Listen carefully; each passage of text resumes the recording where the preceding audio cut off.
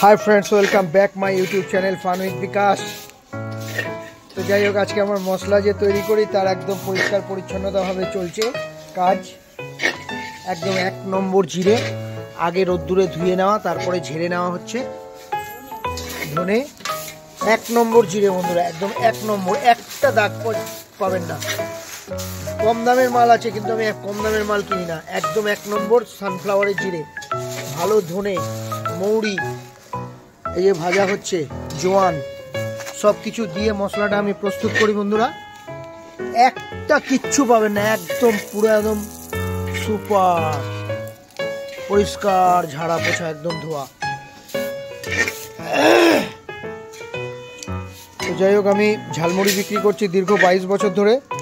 তো আমি যখন মশলা দিতাম, মশলা দোকান থেকে কিনতাম, তখন আমার মনে হয়েছিল যে এইগুলো কি দিচ্ছে, কি খাওয়াচ্ছে, কিচ্ছু বোঝাও যাচ্ছে না।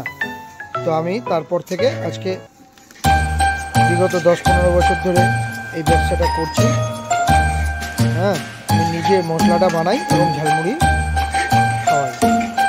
তো আমি চাইছি আগামী দিনে মানুষ আমার থেকে এই পরিষ্কার পরিচ্ছন্ন ভালো মশলাটা নিয়ে মানুষকে একটা ভালো জিনিস খাওয়া। এটাই আমার প্রয়াস বন্ধুরা।